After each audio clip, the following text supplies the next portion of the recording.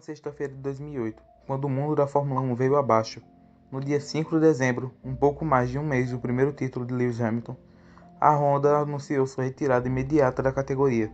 Dona de um dos maiores orçamentos da categoria, a equipe foi posta à venda após os duros impactos econômicos da crise econômica no fim da década de 2010, que obrigou a Honda a interromper todos os investimentos que pôde. A falta de dinheiro, na verdade, era geral, tanto que o time ainda estava à venda há menos de um mês no início da temporada de 2009. A essa altura, funcionários da fábrica estavam em stand-by, pilotos negociavam seus futuros e a Fórmula 1 buscava alternativas para as duas vagas abertas no grid. É nessa hora que aparece Ross Brawn, diretor técnico contratado pela Honda em 2008, exerce junto com o CEO Nick Free a compra da equipe, salvando empregos, completando o grid e dando início a um dos maiores e emocionantes campeonatos da Fórmula 1. Ross Brawn não era um magnata, mas com todo o prestígio de um diretor técnico, vencedor de 7 títulos mundiais, conseguiu fazer com que a sua nova equipe, batizada com seu próprio nome, estivesse viva e operante antes da nova temporada da Fórmula 1. Ross Brawn foi alguém com enorme convicção em seu trabalho, beirando a fé na verdade, tirando a aposentadoria pela Honda para ser chefe da equipe em 2008. O inglês apostou em concentrar suas energias na total reconstrução do carro, só que para 2009. Foi por isso mesmo que, com um dos maiores orçamentos do grid, o time da montadora japonesa terminou o campeonato de construtores apenas na 9ª colocação. A grana, o foco e a expectativa, tudo estava voltado para o carro de 2009. Assim, a decisão da Honda pela venda caiu como uma bomba, também para o dirigente que viu ameaçado o campeonato o ano inteiro, mas a distribuição de um enorme potencial. Pois bem, a compra da Honda aconteceu, e a nova Brawn GP fez acontecer, e chocou a Fórmula 1.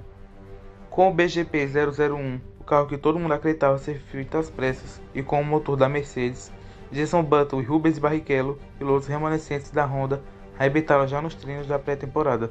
Ninguém entendia nada.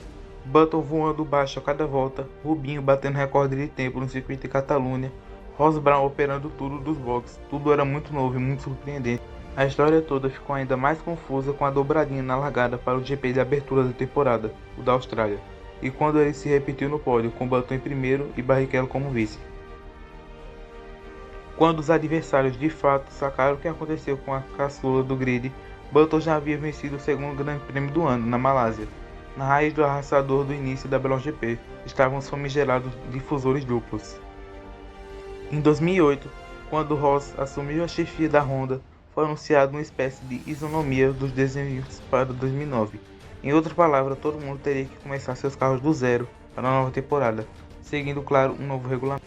O regulamento instituía um menor espaço para esse alimento, só que estipulava as medidas apenas para a relação ao corpo do carro. Os engenheiros da Honda, ou Brawn, seguiram o determinado para o carro, mas aumentaram a parte em si, criando uma espécie de difusor duplo. Essa brecha no regulamento acabou por render cerca de meio segundo de vantagem para os adversários. A Ferrari, McLaren e demais seguidores da regra nesse instituto chiaram. Chegaram até a apelar à FIA, que julgou o caso entre os GPs da Malásia e da China, mas interferiram no pedido de interditamento no uso dos difusores duplos. A Brawn GP seguiria com a sua novidade, quem quisesse correr atrás. A grande sacada da equipe não era necessariamente revolucionária, mas precisa. A questão dos difusores é relativamente simples, porém é algo que não dava para ser ajustado da noite para o dia. Assim, enquanto todo mundo corria para refazer seus desenhos, Jenson Button e Rubens Barrichello corriam para o total de 6 vitórias e 9 pódios no primeiro 7 GPs.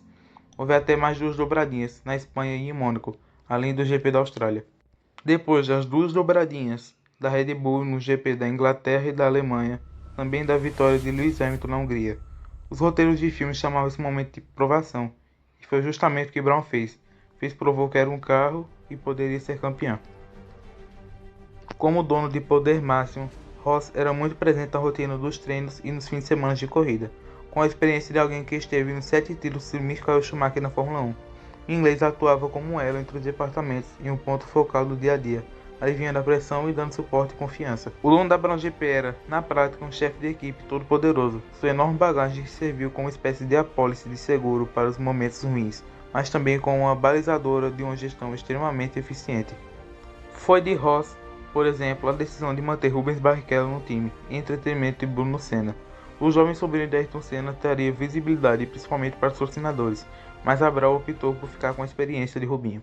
Os pontos aliviaram a equipe na disputa de construtores, empurraram o desempenho de Button para conseguir somar na dobradinha da Itália, e depois confirmar o título dos pilotos em Interlagos.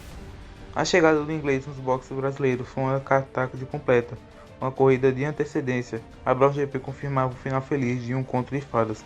Sona foi um feliz para sempre. Valorizada por um ano mágico, mas sem a capacidade financeira para se manter em alto nível, a Brown GP foi ao fim de 2009, comprada pela Mercedes, um negócio que seria decisivo para o campeonato nos anos seguintes. A venda foi uma decisão sábia de Ross Brawn, que comandou a Mercedes e depois a própria Fórmula 1.